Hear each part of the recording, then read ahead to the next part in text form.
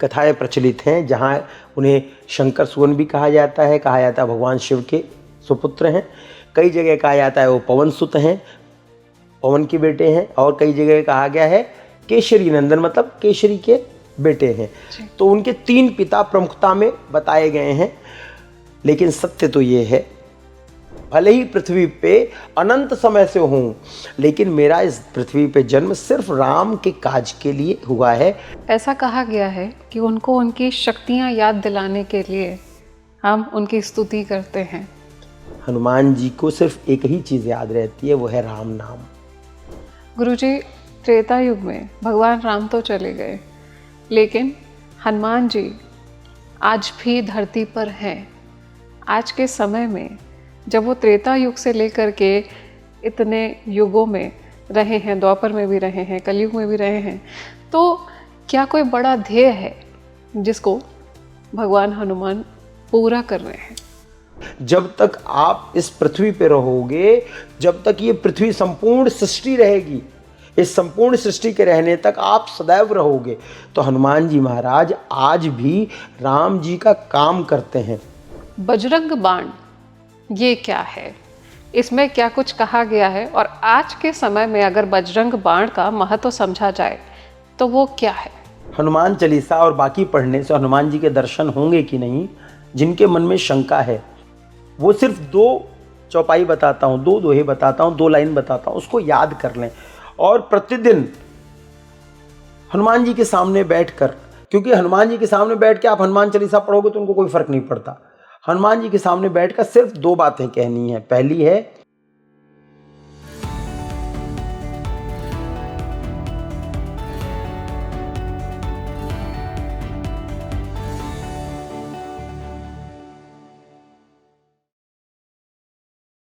जय जय जय हनुमान गोसाई, कृपा करहु गुरुदेव की नाई।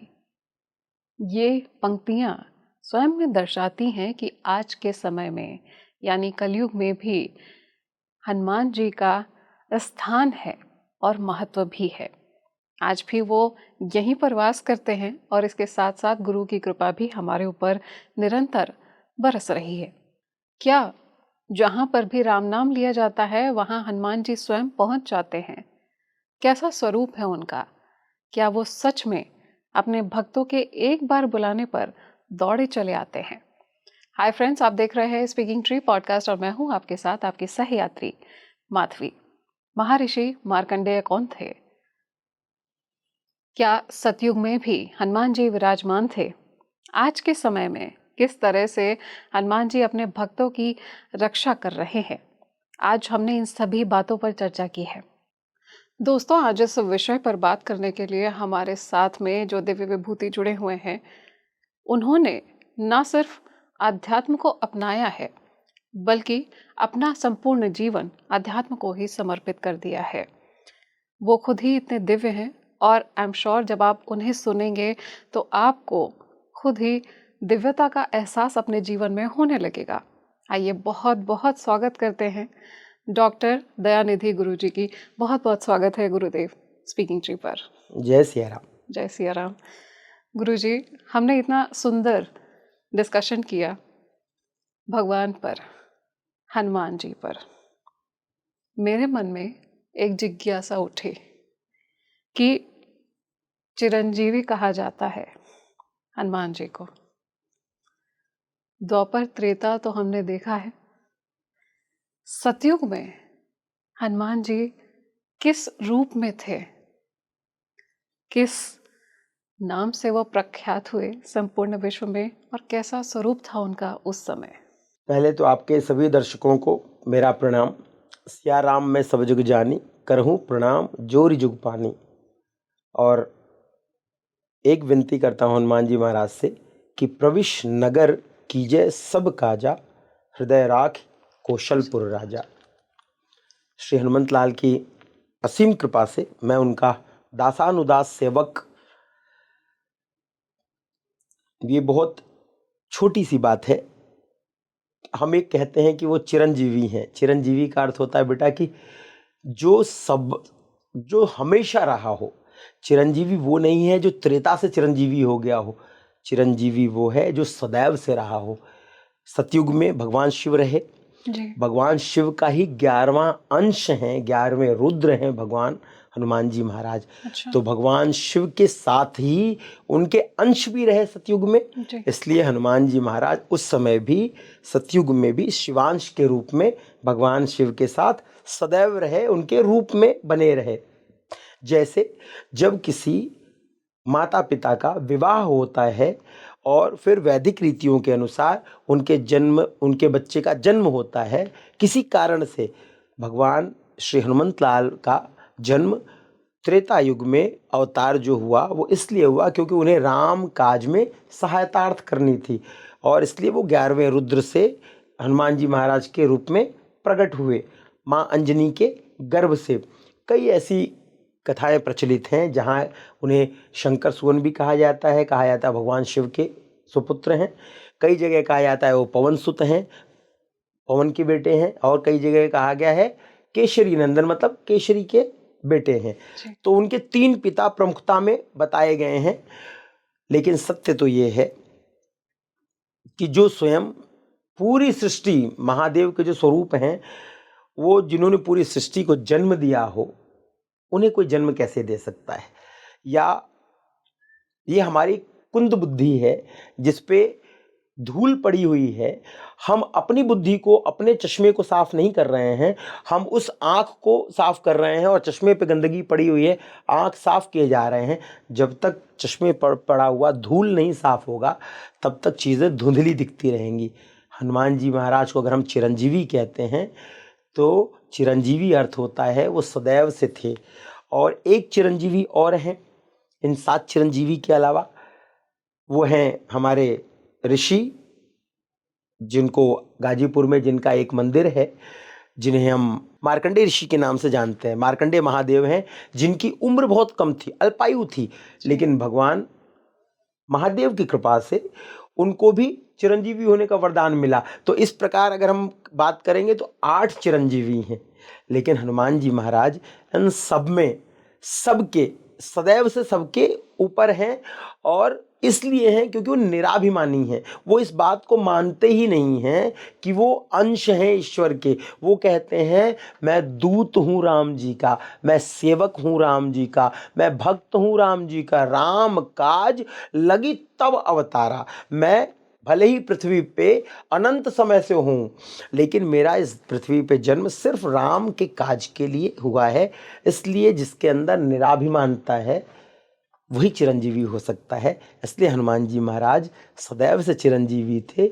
सतयुग, त्रेता, द्वापर और आज कलयुग के राजा हैं। हनुमान जी को कलयुग का राजा कहा जाता है।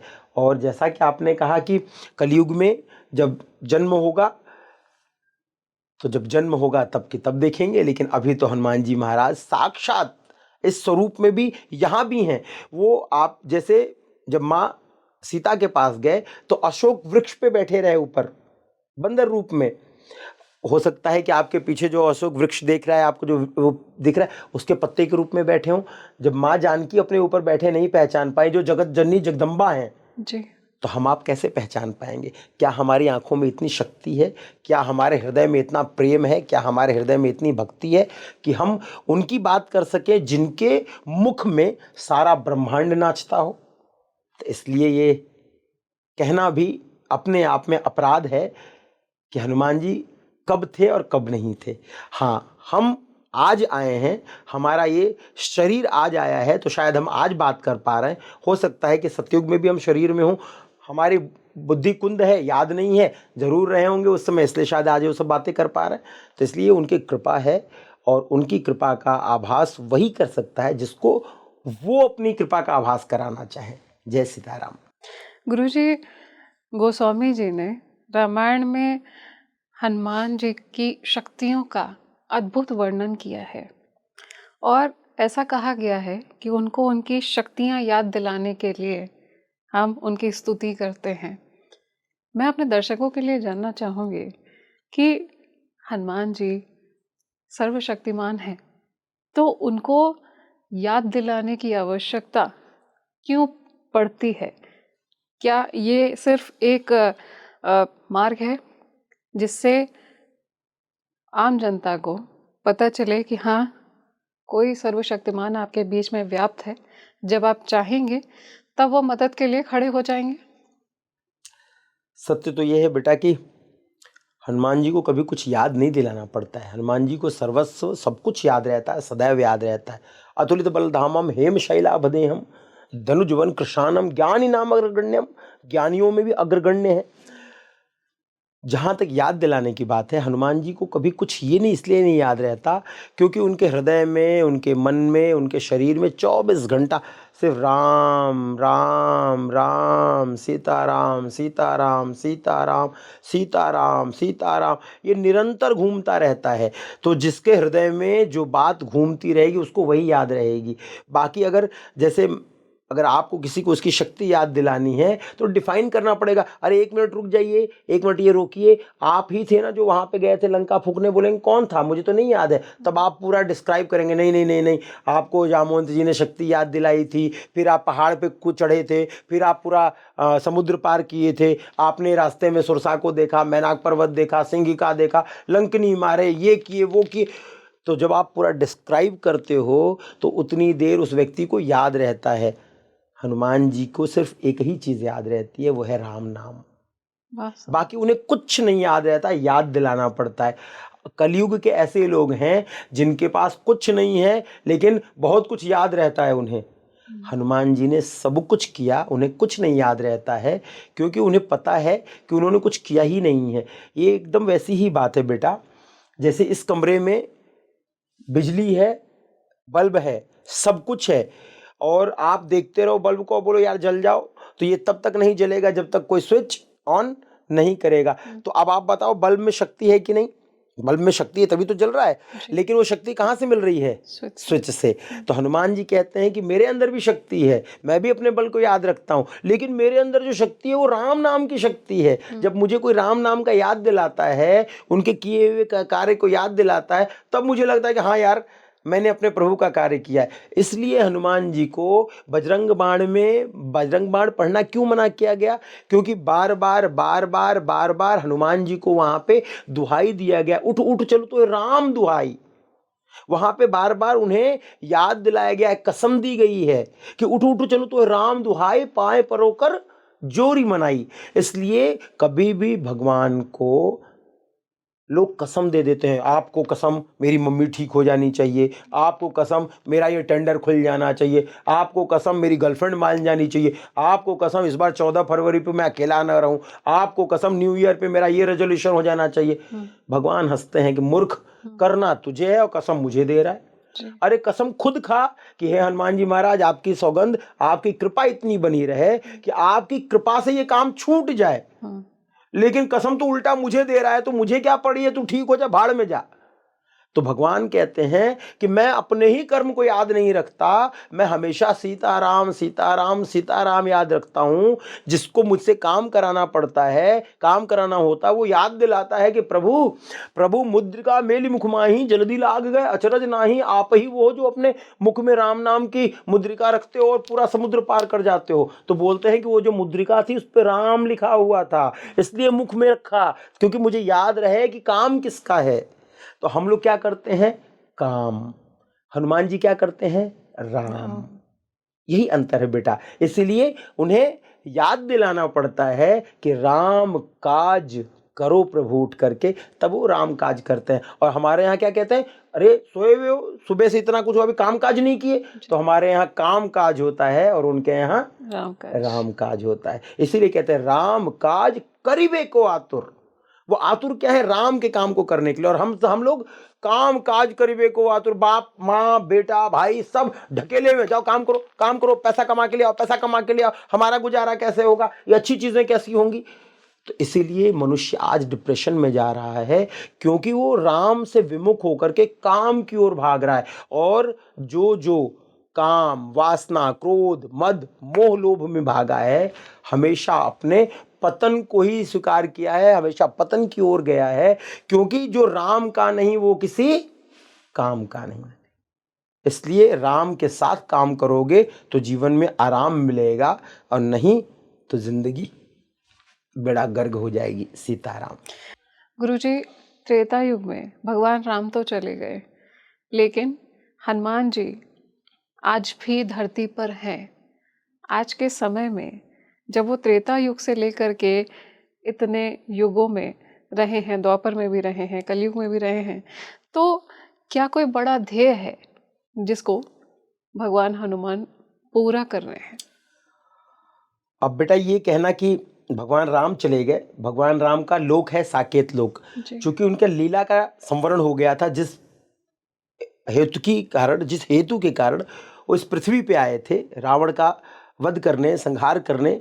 धर्म पे अधर्म बढ़ गया था तो अधर्म को मिटाने आए थे। जब अधर्म का उन्होंने खात्मा कर दिया, मिटा दिया, धर्म की विजय करा दी, तो वो अपने लोक लौट गए। जब लोक लौटे तो उन्होंने हनुमान जी से कहा कि आप तो हमारे प्रिय हो, आप तो हमारे बिना नहीं रहोगे, तो आप हमारे साथ साकेत चलो।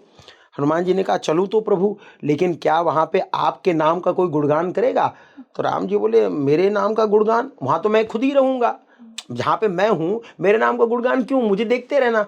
बोले प्रभु वो देख कर, आपको देखते देखते तो मंथरा बिगड़ गई। आप अयोध्या में ही थे, मंथरा आपको बचपन से देख रही थी, तो आपको देखते देखते तो वो तो सुधर नहीं पाई।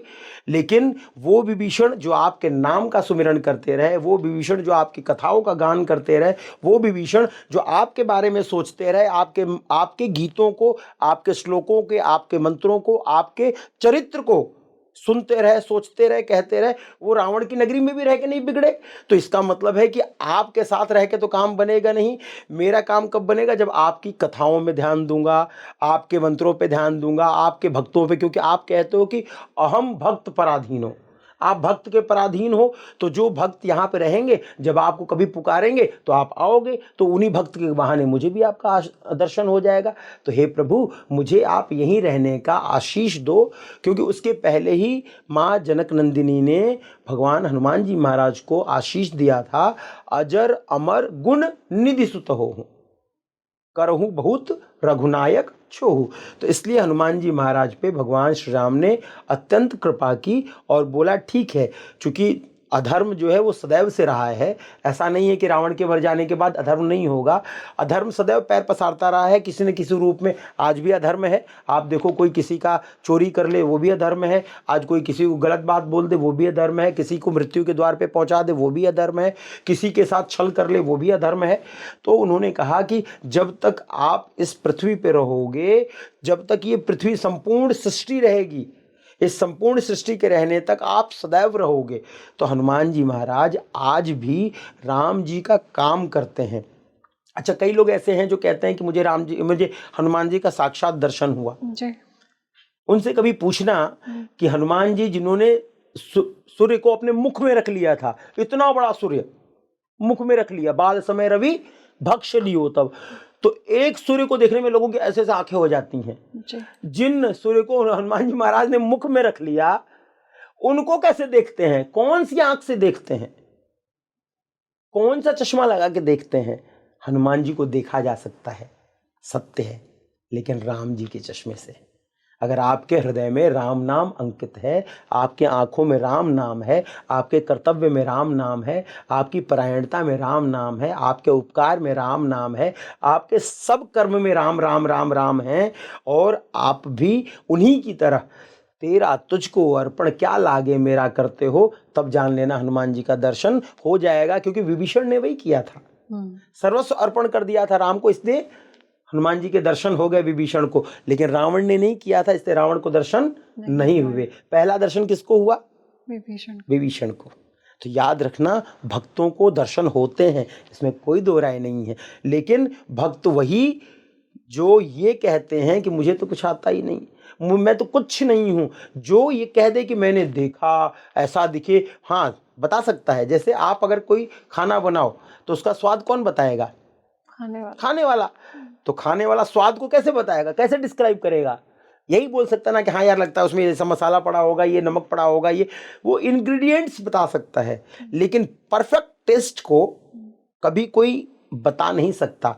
हनुमान जी के उस आकार को, उनके उस स्वरूप को जो अनंत है, जिनका पूरे ब्रह्मांड में सिर्फ एक छोटा सा नाखून दिख जाए तो बड़ी बात है, वो हनुमान जी साक्षात कैसे देख सकता है? अंतर सिर्फ इतना है कि ये जो मन है ये इतना मायावी है कि आपको बैठे बैठे ही सब एहसास दिला देता है कि यार आपसे बड़ा भक्त कौन, आप तो इतने भक्त हो कि हनुमान जी सीधे आपके पीछे पड़े हुए हैं कि नहीं नहीं प्रभु आप ही राम जी के अवतार हो और हम आपके पीछे हैं।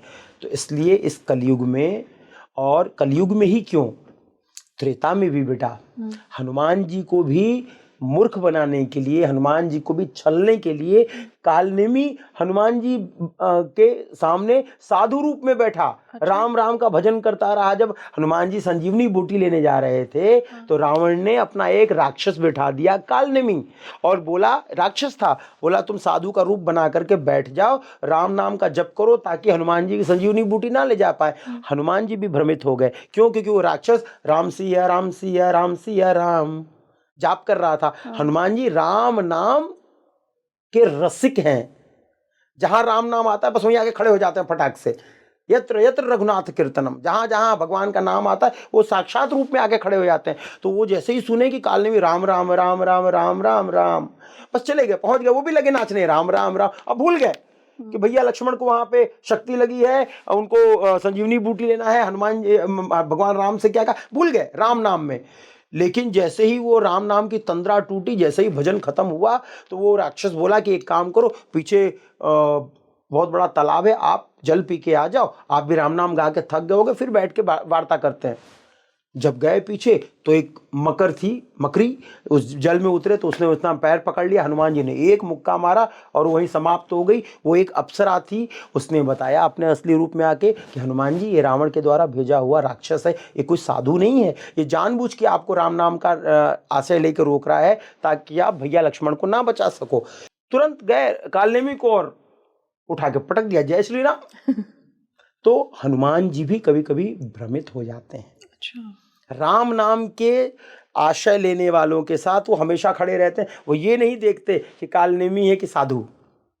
तो उल्टा नाम जपत जग जाना, वाल्मीकि भय ब्रह्म समाना। वो तो राम भी नहीं कहते, तो मरा कहते थे, मरा मरा मरा मरा मरा मरा मरा मरा राम राम राम राम राम। बहुत सुंदर।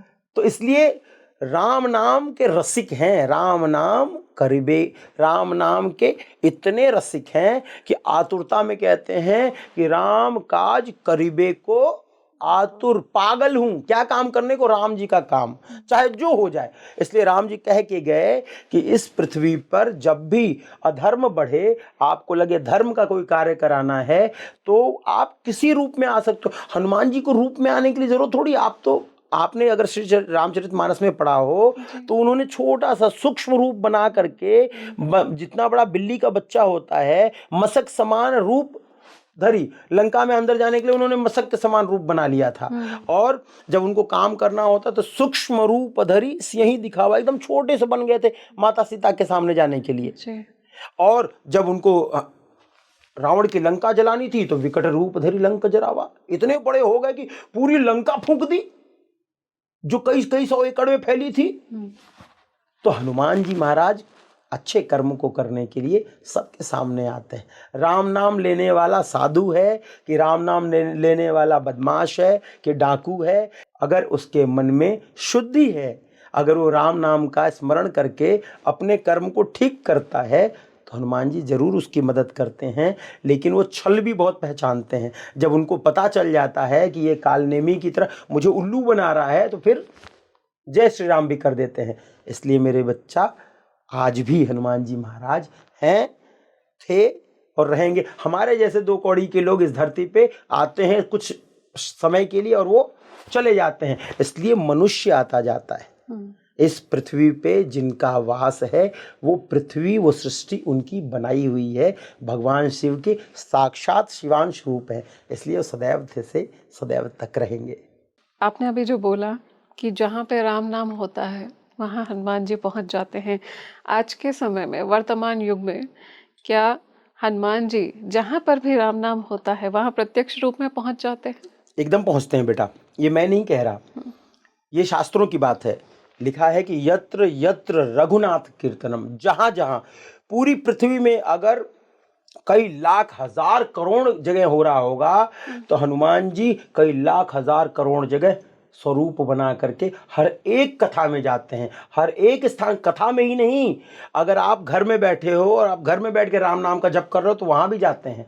आप अगर वॉशरूम में बैठे हो, वॉशरूम में बैठ के राम जी को याद कर रहे हो, राम जी का नाम ले रहे हो तो वहाँ भी जाते हैं। और यहाँ तक कि जो गलत काम करके जेलों में बैठे हैं वहाँ भी राम जी का नाम ले रहे हैं तो वहाँ भी जाते हैं।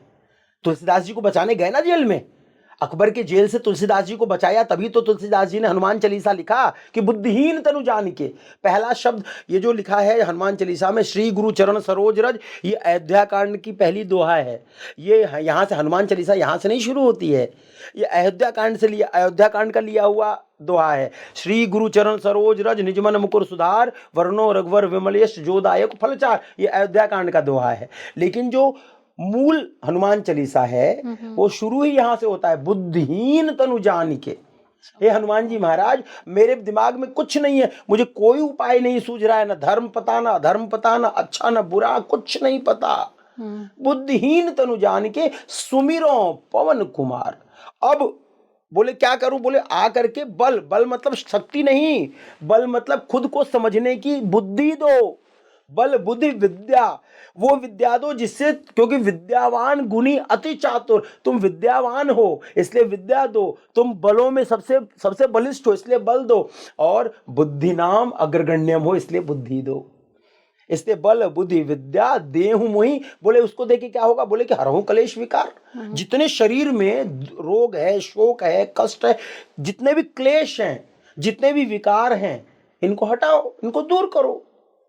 तो हनुमान चालीसा पढ़ने का अर्थ ये नहीं है कि रट्टू तोता की तरह श्री गुरुचरण सरोज रज निज मन मुकुर सुधार वर्णो रघुवर विमल यश जोदायक फलचार, ये कोई गाना थोड़ी है, ये कोई रैप थोड़ी है कि हनी सिंह और योयो की तरह गा दिया। ये तो वो मन की भावना है कि अगर आपने कह दिया तो हनुमान जी महाराज का साक्षात प्रकट हो जाएगा। बस कालनेमी और भरत अंतर इतना ही है कि आप पुकार किस भावना से रहे हो, क्योंकि कृष्ण जानते हैं कि जो दुर्योधन भोजन दे रहा है, जो 56 भोग की बात कर रहा है, इसमें अहंकार छिपा है। लेकिन वो जो विदुरानी का भोजन है उसमें अहंकार नहीं, उसमें भाव छिपा है। तो जब भगवान समझते हैं तो भगवान का भक्त नहीं समझता होगा, तो हनुमान जी सब समझते हैं बेटी। बस अंतर इतना है कि हम भाव अगर सही रखेंगे तो उनके साक्षात प्रतिपल दर्शन होते हैं। अभी भी हो रहे, मुझे भी हो रहे हैं, तुम्हारे पीछे देख पा रहा हूँ उनको। अच्छा, तुम में क्षमता हो तो देख लो।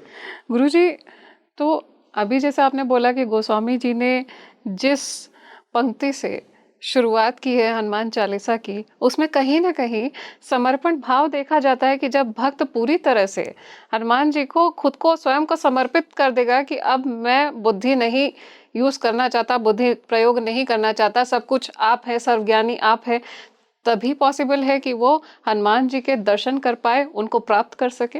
एकदम बेटा, ऐसा ही है। एक ये वैसी ही बात हो गई, मान लो तुम्हारे घर कोई आया जी, और तुम्हें पता है गंगा जल से शुद्ध कुछ होता है नहीं, और तुम्हें कोई आकर के कहे कि गंगा जल लेके आए हैं और तुम्हें ला करके मरे हुए कुत्ते की खोपड़ी में दे, गंगा जल कुत्ते की खोपड़ी में डाल के दे, पियोगी? नहीं। क्यों नहीं पियोगी? गंगा जल शुद्ध है। अशुद्ध है। कैसे अशुद्ध? गंगा जल तो शुद्ध है। क्या अशुद्ध है? खोपड़ी अशुद्ध है। पात्र। हनुमान जी कहते हैं कि नाम जो ले रहे हो वो तो शुद्ध है, लेकिन भावना जो है वो अशुद्ध है। तुम्हारे मन में जो चल रहा है वो अशुद्ध है। हनुमान चालीसा इसलिए पढ़ रहे हो कि तुम्हारी गर्लफ्रेंड मान जाए, हनुमान चालीसा इसलिए पढ़ रहे हो कि तुम्हारे पड़ोसी का ऐसा तैसा हो जाए, हनुमान चालीसा इसलिए पढ़ रहे हो कि तुम पास हो जाओ, हनुमान चालीसा इसलिए पढ़ रहे हो कि तुम्हारे घर के रोग शोक भाग जाए। तो बोले हम कोई डॉक्टर थोड़ी हैं जी, जाकर के 500 1000 2000 रुपया दो और जाकर के बढ़िया सा कोई डॉक्टर खोज करके अपना इलाज करवा लो, तुम्हारा रोग ठीक हो जाएगा। हम वही ठीक कर सकते हैं जहां भावनाएं जुड़ी हों। हनुमान जी के साथ यही सबसे बड़ी बात है कि अगर दृढ़ विश्वास राम के नाम के प्रति नहीं है तो बैठ के कितना भी चिल्लाते रहो हनुमान चालीसा में, उन्हें कोई फर्क नहीं पड़ता। लेकिन जब वो तुम्हारी भावनाओं को विभीषण की तरह समझ जाते हैं, जब विभीषण राम राम राम राम जपे तो उनकी भावना समझ गए, लेकिन जब वही कालनेमी राम राम जपा तो उसकी भी भावना समझ गए। बात याद रखना, भावना की बात है। भावग्राही जनार्दन, हनुमान जी महाराज भाव को समझते हैं। अगर भाव तुम्हारा अच्छा है, तुम्हारा विवेक अच्छा है, तुम्हारा मन अच्छा है, तुम्हें चीजें अच्छी समझ में आ रही हैं तो सब अच्छा होगा। नहीं तो अगर मन में कहीं भी किसी भी प्रकार की अगर संदेह है, शंका है, तो जहां शंका वहीं लंका। जहाँ विश्वास वहीं हनुमान जी का वास। बहुत सुंदर गुरुजी। अभी आपने बोला कि यहाँ पर हनुमान जी हैं, मैं एकदम है, देख रहा हूँ। एकदम है, उनके चरणों की सौगंध खा के कह सकता हूँ है। बहुत सुंदर, बहुत दिव्य। मुझे भी कहीं ना कहीं दिव्यता का एहसास हो रहा है आपके यहाँ पर पदार्पण होते ही। ऐसा लगा कि हनुमान जी की कृपा हमारे आसपास है। इस समय किस स्वरूप में है हनुमान जी कलयुग में? किस तरह का उनका स्वरूप है? क्या किसी मनुष्य के लिए संभव है कि वो उनके दर्शन कर सके, जो सिर्फ और सिर्फ भक्ति जानता है, कोई सिद्धि नहीं है उसे प्राप्त, उसे किसी तरह का ज्ञान नहीं है, जो स्वयं को अल्पज्ञानी समझता है, सिर्फ और सिर्फ बस हनुमान जी में रमना चाहता है? क्या ऐसा पॉसिबल है कि वो उन्हें देख सके? और देख सके तो कैसा स्वरूप है उनका? एकदम देख सकता है बेटा। स्वरूप तो आंखें बनाती हैं। सूरदास की आंखें नहीं थी तो कृष्ण का स्वरूप नहीं था। था। जिसकी आंखें हैं वो स्वरूप बनाता है, जी। क्योंकि वो जो देख लेता है ना उस पर अटक जाता है। अच्छा, हनुमान जी बंदर रूप में है, उनकी गदा है, पूंछ है और इतना बड़ा बाल है, ये है वो है, स्वरूप बना लिया। अब जब भी आंखें बंद करता तो उसको वही स्वरूप दिखता है। जबकि परमेश्वर निराकार है, वो विराट स्वरूप में भी है, सूक्ष्म स्वरूप में भी है। हो सकता है कि अगर भगवान निराकार नहीं होता तो उस निर्जीव खंबे से नरसिंह कैसे पैदा हो गए? भगवान कहता है कि जिन खोजा तिन पाइयां, गहरे पानी पैठ। भगवान को उस हर जगह देखा जा सकता है जहां उनके नहीं होने की संभावना है। हर जगह है वो, कहाँ नहीं है? वो जितना कमरे में है उतना ही वॉशरूम में है, वो जितनी गंगा जी में है उतने ही मलिन स्थान पे भी हैं। हर जगह है, कण कण में शिव कण कण में है। तो जब शिव कण कण में है तो उन्हीं के अंश हैं, तो कैसे नहीं होंगे? वो समग्र सृष्टि में है। बस अंतर सिर्फ इतना है कि उस सृष्टि में भाव रूप में कौन काम कर रहा है। क्योंकि भाव रूप का मतलब ये नहीं है कि एकदम सब कुछ छोड़ छाड़ के साधु सन्यासी हो गए, बस राम राम का जप कर रहे हैं। नहीं, कलयुग में तुलसीदास जी ने सब कुछ किया, उनका विवाह भी हुआ और उन्होंने ग्रंथ भी लिखा, लेकिन उनका जो अंतर्मन था, उनका जो विवेक था, वो राम में रमा हुआ था, वो उनके भक्ति के प्रति रमा हुआ था। जब इस पद को खोया तो उस पद को पाया। हनुमान जी कहते हैं कि जब तुम्हें भक्ति का पद पाना है तो शुरुआत एकदम नीचे से करनी पड़ेगी, बुद्धिहीन तनु जान के। उनको खोजने के लिए उनके स्वरूप में मत जाओ, फिर उनको खोजने के लिए परीक्षक बन के मत जाओ। हनुमान जी कैसे दिखते हैं? अच्छा, हनुमान जी क्या करते हैं? अच्छा, हनुमान जी की गदा कैसी है? क्या लेना देना तुमको हनुमान जी की गदा से? आगर टन से मारेंगे तो क्या करोगे? गदा अच्छा लगेगा? नहीं, हनुमान जी जैसे तुम्हारे पिता हैं वैसे ही हनुमान जी। और सच पूछ तो अपने परमात्मा के सौगंध तुझमें भी हनुमान जी दिख रहे हैं मुझे। बहुत सुंदर। इसलिए क्योंकि हनुमान जी कहते हैं सिया राम मैं सब जग जानी। हनुमान जी जब राम जी का ध्यान करके लंका में गए तो उनको लंका में कोई असुर दिख ही नहीं रहा, उन्हें लंका में कोई घर दिख ही नहीं रहा। वो कह रहे हैं मंदिर मंदिर प्रतिकर शोधा। लंका जैसे जगह पे जहां सिर्फ असुर रहते हैं, राक्षस रहते हैं, वहां पे उनको मंदिर नजर आ रहा है। बोले गया हूं दशानन मंदिर माही, मैं जब रावण के मंदिर में गया। अब बताओ, रावण के मंदिर, अगर तुम्हारा कोई दुश्मन हो जो तुम्हारे बहन का या भाई का या किसी का किडनैप करके ले जाए, तुम उसके घर पे जाओगे, तुम्हें मंदिर दिखेगा? नहीं दिखेगा ना। हनुमान जी को दिखा, क्यों? क्योंकि हनुमान जी को ये अच्छी तरह से पता है कि माता जानकी जहां बैठेंगी वहां मंदिर ही होगा।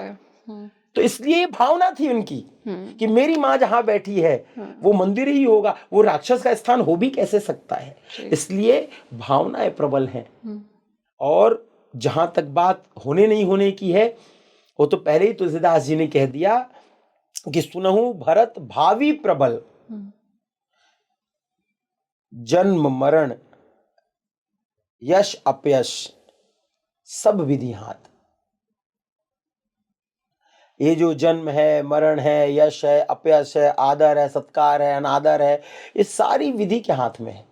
आप कुछ नहीं कर सकते। आप खाना बना सकते हो बहुत अच्छा, लेकिन उसमें टेस्ट आएगा कि नहीं आएगा ये आप तय नहीं कर सकते।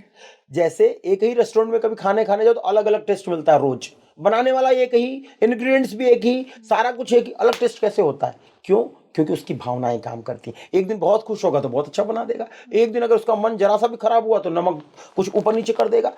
भगवान कहते हैं कि भावनाएं अगर हमेशा एक जैसी है तो हनुमान जी महाराज भी दिखेंगे। उन्हें मंदिर में जाके देखने की क्या जरूरत है? विभीषण अयोध्या थोड़ी खोजने गया था। विभीषण हनुमान जी को मिलने के लिए वो लंकापुरी थोड़ी, वो अयोध्या में थोड़ी चला गया था। हनुमान जी को देखने के लिए केसरी क्या थोड़ी चला गया था। जी। रावण के ही दरबार में बैठे बैठे उनको हनुमान जी का दर्शन हो गया। तो हनुमान जी को देखने के लिए तुम्हें खोजने जाने की जरूरत नहीं है। तुम अपना मन इतना पवित्र कर लो कि हनुमान जी झक मार के तुम्हारे पास आए, बोले अरे यार राम काज करिबे को आतुर। क्यों? क्योंकि राम जी ने कहा कि तुम मम प्रिय भरत ही सम भाई। हनुमान जी को भाई कहा है। जी। तो इसलिए हनुमान जी को देखना बहुत आसान है। अंतर से बस शुद्ध हो जाओ।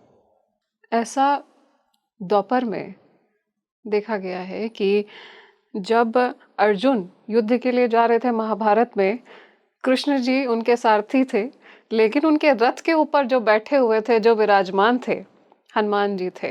हनुमान जी ने वहां पर विराजित होने के साथ साथ उनकी रक्षा की, और भगवान श्री कृष्ण ने भी कहा कि अगर वो नहीं होते तो ये रथ तो कब का भस्म हो गया हो। भस्म हो चुका होता।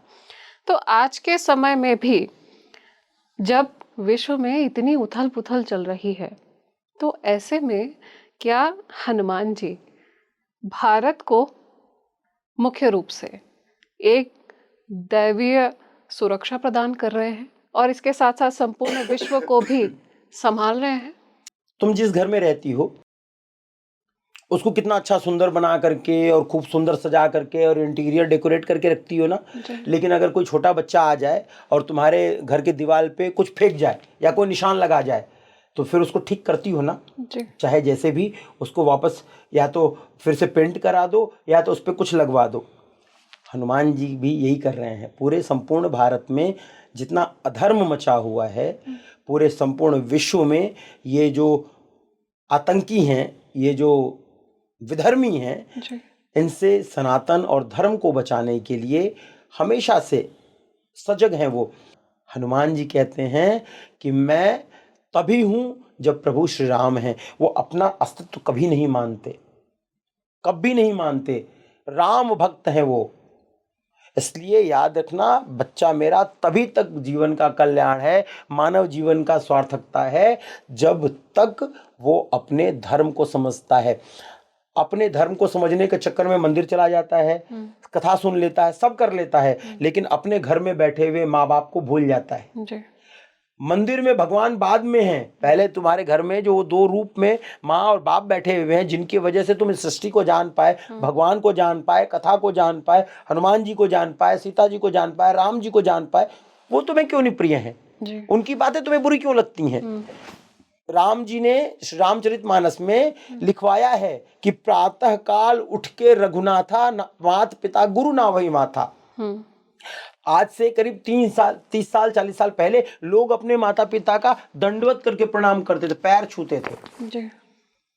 अब ऐसा हो गया है कि लोग अभी पैर छूते थे कुछ साल तक पहले, अब घुटना छूने लग गए। कुछ लोग तो शरीर छू लेते हैं, कुछ लोग तो गले तक आ गए। एक दिन ऐसा आएगा कि लोग गला दबाने लग जाएंगे। जो अपने माता पिता में भगवान नहीं देखता है, उसे भगवान मंदिर में दिख के भी क्या करेंगे? राम जी ने अपने माता पिता में भगवान को देखा, हनुमान जी ने अपनी माता अंजना में भगवान को देखा, राम जी ने अपने पिता दशरथ के कहने पर वन को प्रस्थान किया जी।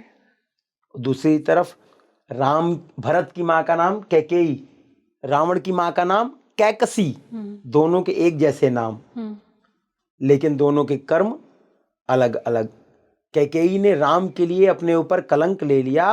कैकसी जिसके जो पति हैं वो साधु हैं जी, जो महान ब्रह्मर्षि हैं, लेकिन चूंकि वो असुर कुल से थी तो उन्होंने अपने मायके वालों को सम्मान दिया और अपने बेटे को राक्षस बना दिया। चाहती तो इनको अच्छा साधु बना सकती थी, विभीषण को नहीं बना पाई, लेकिन कुंभकर्ण और रावण को बना दिया। तो याद रखना, संस्कार में जो सबसे पहली सीढ़ी होती है वो माँ होती है। इसीलिए जो अपने माता और पिता की बात नहीं सुनता, वो चाहे हनुमान जी की पूजा कर ले, चाहे राम जी की पूजा कर ले, चाहे शिव जी की पूजा कर ले, चाहे आजकल लड्डू गोपाल चला है, लड्डू गोपाल वायरल में है, हमारे लड्डू गोपाल हैं, लोग लड्डू गोपाल खरीद के ला रहे हैं। बताओ, भगवानों को खरीद के लाते हैं। कहते हैं हमारे घर में लड्डू गोपाल, हम दिन भर उनकी पूजा करते हैं। और क्या करते हैं, अपने माँ बाप को गाली देते हैं, अपने सास ससुर को पानी नहीं देंगे, लेकिन लड्डू गोपाल को दिन भर पानी पिलाएंगे। लड्डू गोपाल कैसे खुश होंगे? क्यों? क्योंकि वही लड्डू गोपाल की कृपा से तुम इस धरती पे आए, तुम्हारे माँ बाप की वजह से। जो माँ बाप तुम्हें, जिन माँ बाप में तुम्हें लड्डू गोपाल नहीं दिखे, जिन माँ बाप में हनुमान जी नहीं दिखे, जिन माँ बाप में राम और सीता नहीं दिखे, उसे तुम्हें मंदिर में भगवान दिख जाएंगे। क्या ढोंग है जी। इसलिए ये ढोंग जब तक नहीं बंद होगा, जब तक अपने घर से अलख नहीं जगेगी, तब तक कुछ नहीं होगा। हनुमान जी की कृपा पाने का सबसे अच्छा तरीका है अपने माता पिता और अपने गुरु। गुरु अर्थात वो नहीं जो आपको भगवान से जोड़े, गुरु अर्थात जिससे बात करके आपको ईश्वर के होने की अनुभूति हो, जो स्वयं की पूजा नहीं कराने लग जाए। ए गुरु दीक्षा लिए, लाओ पैसा दो, ये कर दो, वो कर दो, मेरी कथा करा दो, मेरा वो कर दो, हेलीकॉप्टर नहीं भेजे, तुम मुझे पैसा नहीं भेजे। जो ऐसा करे उसको कभी गुरु मत मानना, उससे बड़ा गुरु घंटाल कोई नहीं हो सकता। गुरु वो होता है जो आपको गुरु गोविंद दोऊ खड़े काके लागू पाए, बलिहारी गुरु आपने गोविंद का हाथ दियो पकड़ाए। वो गोविंद का हाथ पकड़ा के पीछे हो जाता है, फिर वो बीच में नहीं आता। जब कबीर ने मीरा को भगवान कृष्ण का हाथ पकड़ा दिया, तो फिर वो बीच में नहीं कहने गए एक भगवान कृष्ण मैंने लाया है मीरा को, आप कौन होते हैं मुझसे पूछ के करो, नहीं। अब वो लगन लग गई मीरा और कृष्ण की, लेकिन माध्यम कौन? कबीर, गुरु। तो याद रखना, माध्यम हो सकता है कोई, लेकिन कोई पर्याय नहीं हो सकता है। कोई जिद नहीं है कि नहीं तुमने मुझसे दीक्षा ही ली थी, तुम ही मेरा करो। भगवान दत्तात्रेय के तो 24 गुरु थे जी। मनुष्य को तब तक गुरु बनाने का अधिकार है जब तक उसके हृदय से आवाज ना आ जाए कि हाँ अब हमें ईश्वर के समतत्व की आवाज समझ में आने लग गई। जब उसके हृदय की मलिनता दूर होने लग जाए, जब उसके अंदर का मल दूर होने लग जाए, नहा के नहीं, बिना नहाए भी, तब समझ लेना बात बन गई। सीताराम। गुरुजी, हनुमान चालीसा गोस्वामी जी ने लिखी, रामचरितमानस लिखी, हमें सबको इस बारे में पता है। बजरंग बाण ये क्या है, इसमें क्या कुछ कहा गया है, और आज के समय में अगर बजरंग बाण का महत्व समझा जाए तो वो क्या है? बजरंग बाण जो है बेटा, ये भी गोस्वामी तुलसीदास जी द्वारा ही लिखा गया जी। और उन्होंने जब लिखा तो एक शब्द डाला, जय हनुमंत संत हितकारी, सुन लीजिए प्रभु अरज हमारी, जन के काज विलंब न कीजिए, आतुर दौरी महासुख, सुख नहीं महासुख दीजिए, जैसे कूद सिंधु मही पारा, सुरसा बदन पैठी विस्तारा, आगे जाय लंक नीरो का, मारे हूं लात गई सुरलोका। मतलब उसको अच्छी बुद्धि प्राप्त हो गई आपके लात खाने से। कुछ लोगों को लात खाने से दिक्कत होती है कि अरे हमको मार कैसे दिया, हनुमान जी ने मारा तो लंकनी बोली वाह, हमारा तो भाग्य बन गया कि आपके हाथ से हमारी पिटाई हो गई। यहाँ तो गुरुजी किसी को पीट देते, उल्टे पड़कर पीट देता है, आपकी हिम्मत कैसे हो गई? आपके हमारे बाप है, आपके हमारा खर्च चला रहे हैं, आपके हमारे सब कुछ है कि आप हमको मार रहे हैं। तो इसलिए याद रखना, कभी कभी कहते हैं कि जब गुरु करे अपमान तो बढ़े शिष्य का मान, ताड़न पीड़न भर्तना से होए ज्ञान अभियान।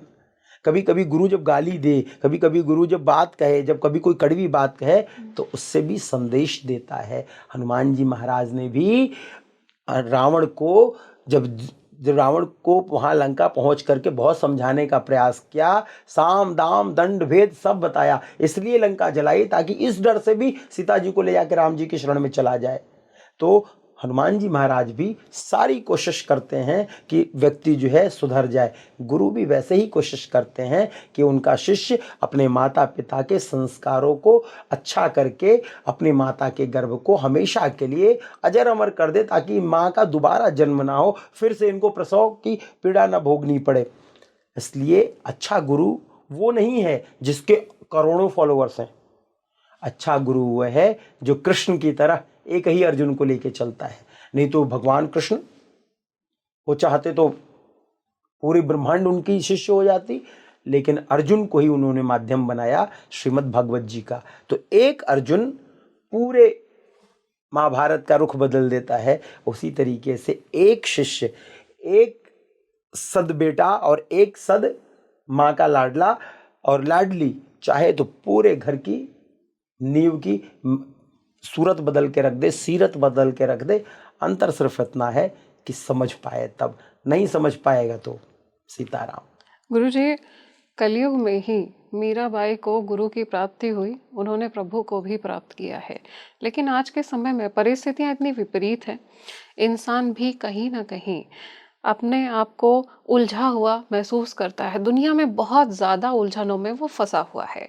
ऐसे में चाहते तो सब हैं कि उनके जीवन में गुरु का अवतरण हो जाए, लेकिन गुरु का अवतरण प्रभु प्राप्ति के लिए कैसे हो सकता है?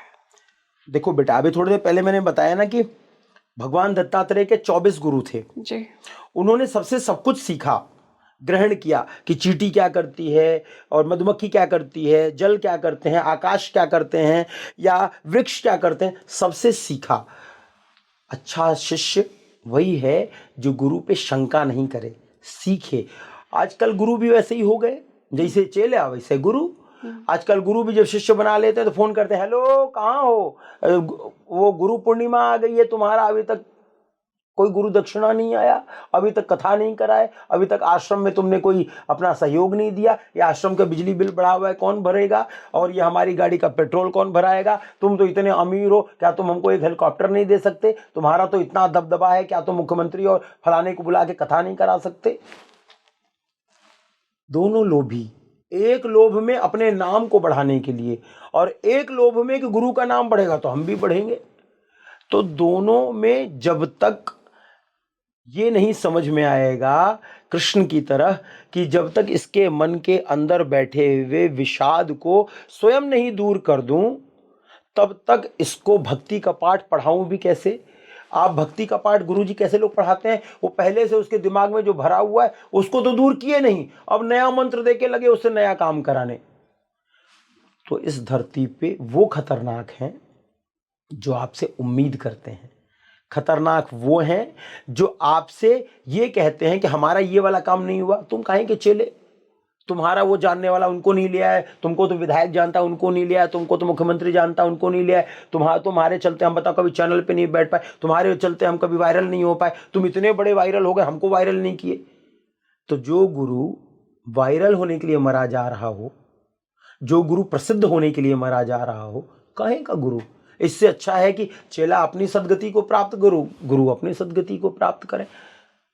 बच्चा गुरु तो वही हो सकता है जो हनुमान जी की तरह निराभिमानी हो, जो जब अशोक वाटिका से माँ जगदम्बिका का पता लगा के आते हैं, इस पार जब आते हैं तो सबसे आगे जामवंत जी को और अंगद जी को और सारे बंदरों को भेजते हैं, पीछे सबसे पीछे खड़े रहते हैं, इसलिए ताकि भगवान राम को यह शंका न हो जाए कि राम जी ने सब कुछ किया है।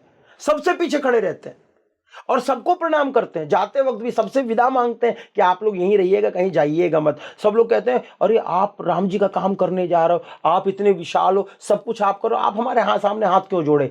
बोले मैं वैसे ही हूं जैसे लाइट है, लेकिन उसका जो मेन पावर है वो स्विच है।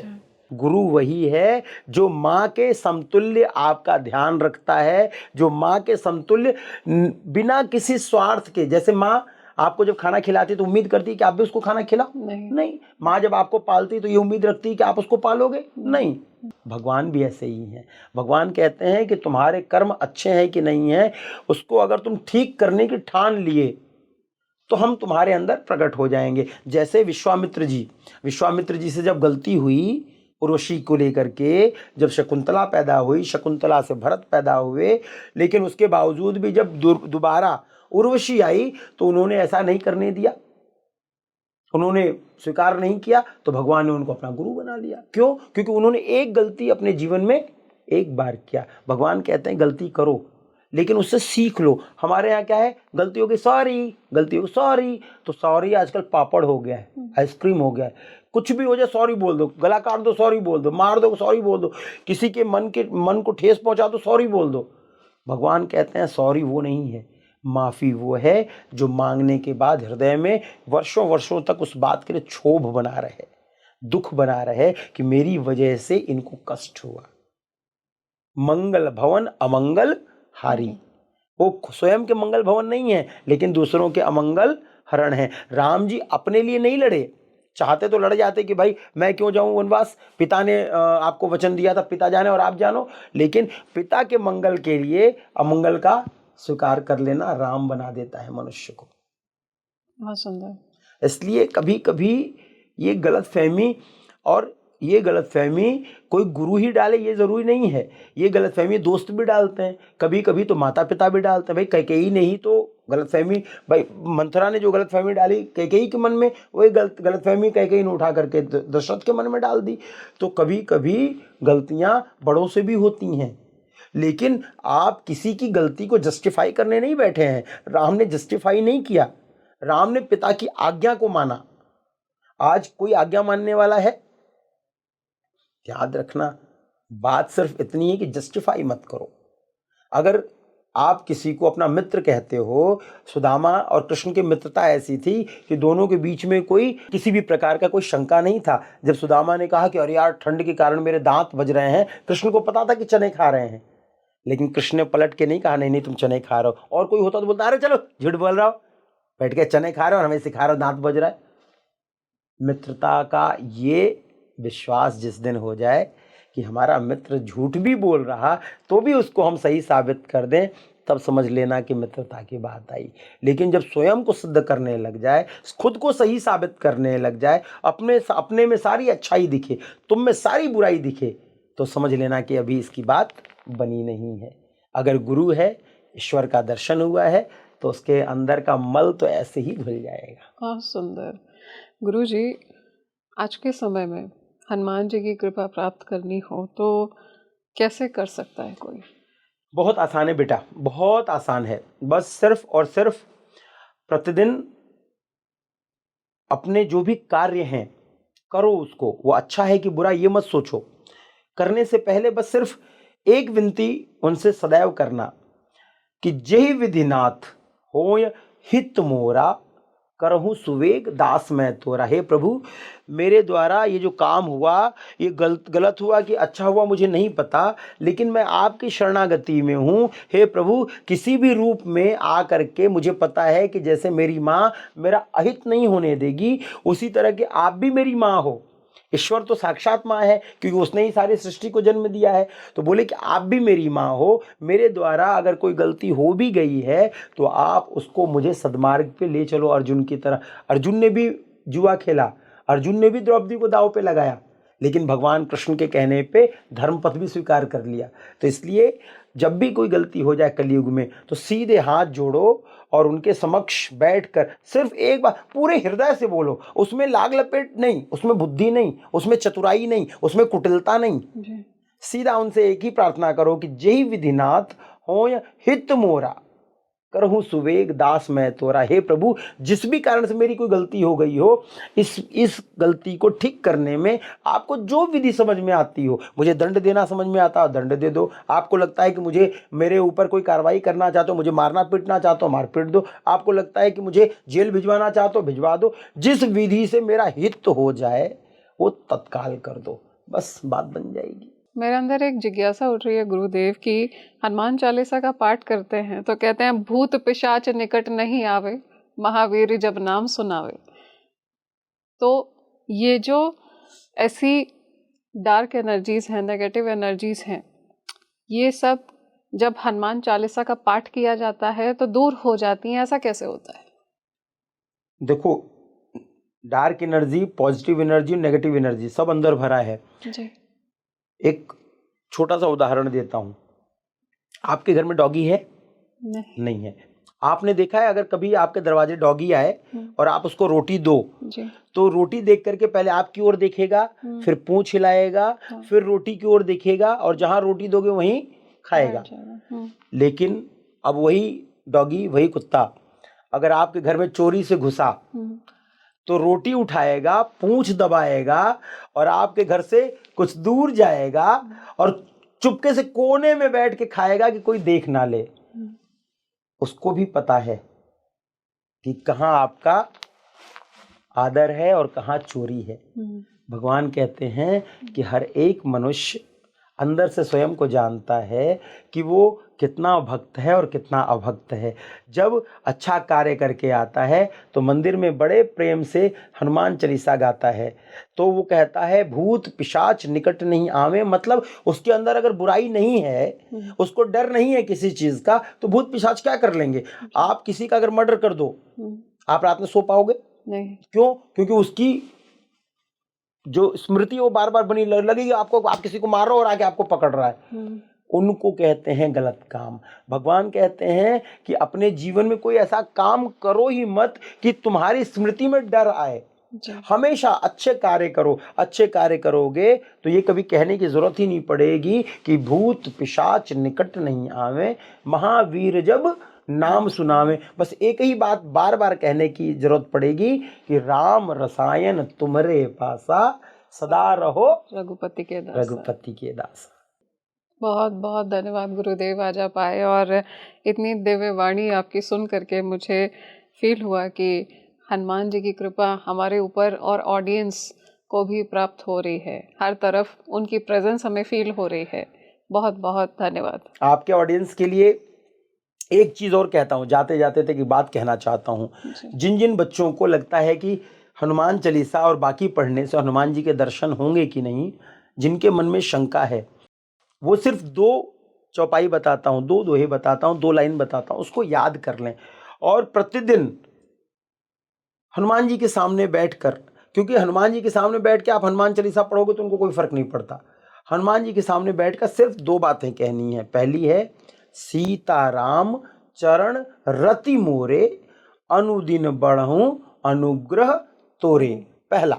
दूसरा तुरंत कहना है कि जेहि विधिनाथ होय हित मोरा, करहूं सुवेग दास मैं तोरा। ये 2 ऐसे मंत्र हैं जिससे आपके जितने भी दर्शक हैं, जो चाहे देश में बैठे हों, विदेश में बैठे हों, कहीं गलत जगह बैठे हों, किसी अच्छे जगह बैठे हों, मंदिर में बैठे हों या किसी शौचालय में बैठे हों, बस उनका स्मरण करके इस बात को बोलना कि सीताराम चरण रति मोरे, अनुदिन बढ़हूं अनुग्रह तोरे, जेहि विधिनाथ होय हित मोरा, करहूं सुवेग दास मैं तोरा। और साथ ही साथ प्रतिदिन उनका स्मरण करो, इस मंत्र का हमेशा अंदर अंदर जाप करो। विश्वास रखना बेटा, आने वाले समय में हनुमान जी के होने का साक्षात्कार हो जाएगा। जय सिया राम। दोस्तों, आज हमने इस पॉडकास्ट में जाना कि किस तरह से हनुमान जी आज भी इस युग में विराजमान है। प्रत्यक्ष स्वरूप से वो हमारी रक्षा कर रहे हैं और अपने भक्तों के लिए हमेशा ही वो तत्पर हैं। हमने आज ये भी जाना कि महर्षि मार्कंडेय कौन थे। उसके साथ साथ हमने ये भी देखा कि आज के समय हनुमान जी की भक्ति का जो महत्व है वो किस तरह से हमारे जीवन को आध्यात्म में एक नई दिशा प्रदान करता है। आप मुझे कमेंट सेक्शन में ज़रूर बताइएगा कि ये पॉडकास्ट आपको कैसा लगा और इस पॉडकास्ट को ज़्यादा से ज़्यादा लाइक शेयर और सब्सक्राइब करिए। खुद भी देखिए, अपने दोस्तों और परिवारजनों को भी दिखाइए। आज के लिए अपनी सहयात्री माधवी को दीजिए इजाज़त। नमस्कार।